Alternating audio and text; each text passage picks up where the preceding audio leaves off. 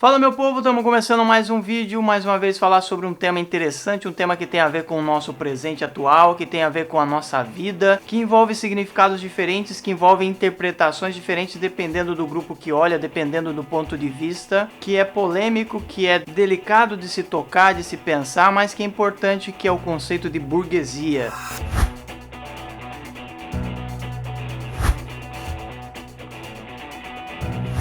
Evidente que eu não pretendo fazer aqui uma viagem muito longa, aprofundada, porque isso exigiria analisar bibliografia, referências, pontos de vista bem diferentes, correntes de pensamento, filosóficas, econômicas e assim por diante. Então o que a gente quer fazer nesse vídeo é só uma introdução breve para vocês pensarem um pouquinho o que é a burguesia, né? O que ela é hoje e o que ela era na origem da palavra. Isso porque ela assume significados completamente diferentes com o passar do tempo, com o passar dos séculos, desde a sua origem no final da Idade Média até os dias atuais. Num primeiro momento, a burguesia tem a ver com o final do feudalismo, com a crise do feudalismo, com o germe que vai dar origem ao longo dos séculos ao capitalismo, mas que num primeiro momento tem a ver apenas com o comércio, tem a ver com a circulação de mercadorias, tem a ver com o espaço que era conhecido como burgo, onde os comerciantes se abrigavam, onde eles se reuniam para fazer as feiras, para fazer os mercados, espaços que eram fortificados para melhorar a proteção, para melhorar o controle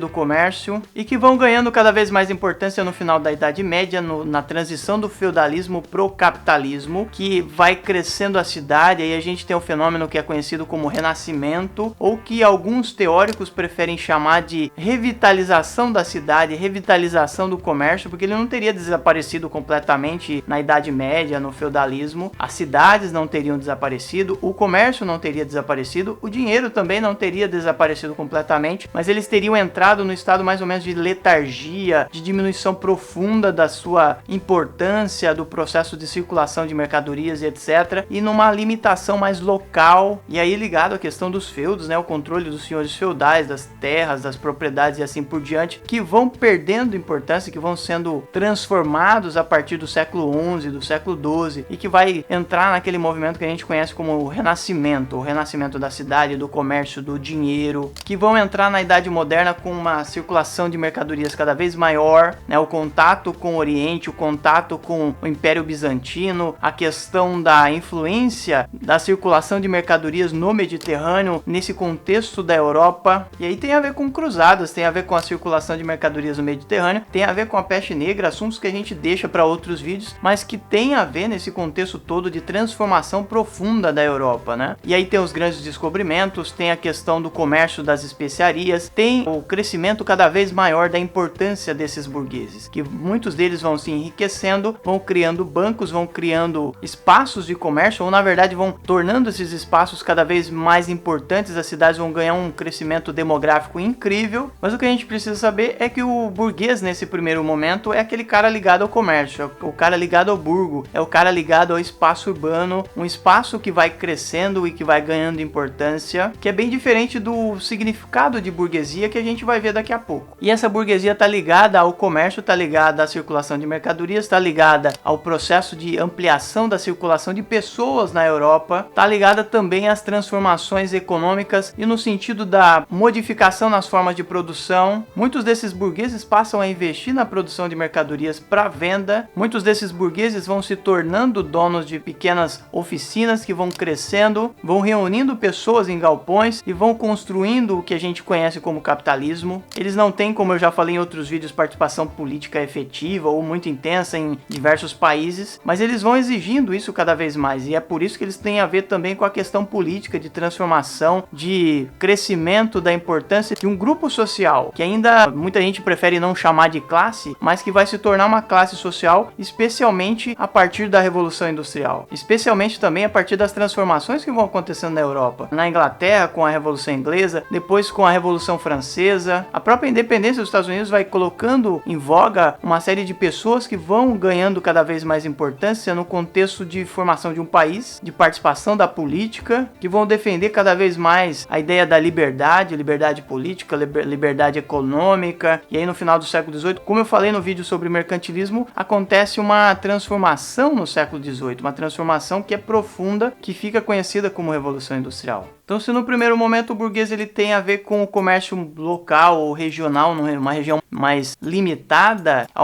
algumas cidades, com o tempo vai crescendo isso cada vez mais. Esses burgueses vão se tornando grandes comerciantes, vão se tornando banqueiros, muitos deles vão se tornando industriais, e aí é que a gente tem a transformação também do significado da burguesia, que a partir da Revolução Industrial, que a partir da Revolução Inglesa, que a partir da Revolução Francesa, ganha um destaque muito maior e ganha um significado bem diferente. A partir daí, o burguês passa a estar ligado à questão econômica no sentido da industrialização, no sentido da produção na fábrica. É um novo momento que surge no final do século XVIII, que se intensifica no século XIX. E nesse contexto, o significado da burguesia passa a ser o cara que tem o controle dos meios de produção, o cara que tem propriedade privada, o cara que controla a produção nas fábricas especialmente, mas não só nas fábricas, porque aí a gente tem as variações do termo de burguesia, que tem a ver também com o burguês do campo, né? O cara, o dono de terra ou o dono de uma propriedade que produz em grande escala para vender no mercado. Mas em geral, no século XIX, a burguesia passa a ser entendida como aquela classe social,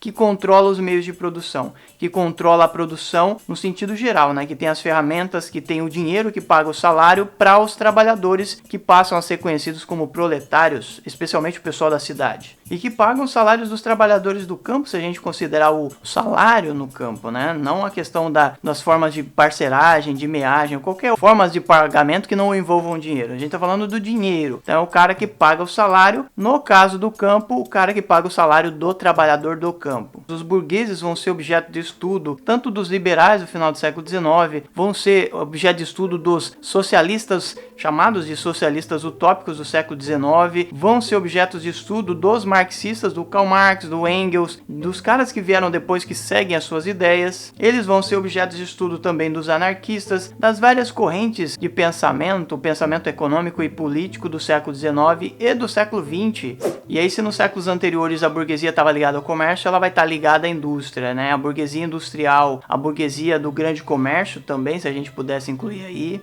E aí, evidentemente, a forma como a burguesia é vista depende do ponto de vista. Se é um liberal, evidentemente vai defender o papel da burguesia no capitalismo, do mercado, da circulação de mercadorias, da posse do dinheiro, do investimento, da produção, da industrialização. A industrialização que passa a ser vista como um fator de civilização, né? Passa a ser vista como um fator de transformação da sociedade para uma coisa mais civilizada, mais urbanizada, mais moderna, tem a ver com modernidade. Já os marxistas, evidentemente, que fazem a crítica mais feroz contra a burguesia, que passam a criticar o papel da burguesia como controladora da classe trabalhadora, e aí eles identificam o conflito de classes, a luta de classes que já estaria dentro do contexto do capitalismo e seria inerente ao capitalismo, ou seja, não dá para separar do capitalismo a luta de classes entre a burguesia e os trabalhadores, e que a única forma de resolver o problema seria através de uma transformação profunda na sociedade, seria através de uma revolução, seria através da criação de uma nova sociedade. Evidentemente que eles entendem que a burguesia tem um papel fundamental de evolução, né, da economia, evolução da sociedade, de industrialização para passar para uma nova fase. Mas de qualquer forma, ela deve ser vencida em algum momento, ela deve ser superada, ela deve ser combatida pelos trabalhadores e deve se criar um novo sistema, que para os marxistas, o sistema final, o modo de produção final seria o comunismo.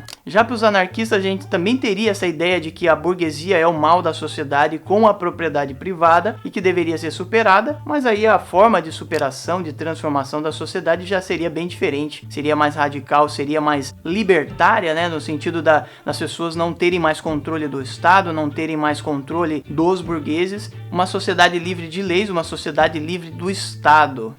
E aí no meio termo a gente teria as outras formas de socialismo. A gente teria o socialismo que é chamado de socialismo reformista, que vários autores ao longo do século XIX, do século XX vão pensar a reforma do capitalismo para que ele se torne uma coisa melhor, para que ele se torne uma coisa mais justa para a sociedade. É uma confusão que muita gente faz, que costuma ligar comunismo com socialismo e achar que socialismo é a mesma coisa. Que não é, né? A gente sabe que, ou deveria saber, que socialismos existem diversos. E o socialismo reformista é um desses. A questão da transformação da sociedade, de melhorar a sociedade que existe, a sociedade capitalista, não necessariamente transformando ela num novo modo de produção, mas criando alternativas, criando formas de inclusão, criando formas de diminuição da pobreza, por exemplo, reorganizando a sociedade, reorganizando a política, se for o caso. E hoje em dia a gente poderia dizer, por exemplo, que existem correntes reformistas que pregam a inclusão de questões ambientais, de questões de minorias. Então, para vocês entenderem como a burguesia é vista de pontos de vista bem diferentes. E aí perguntar se a burguesia é boa ou se ela é ruim depende, evidentemente, de que lado se pensa, né? De que ponto de vista se toma.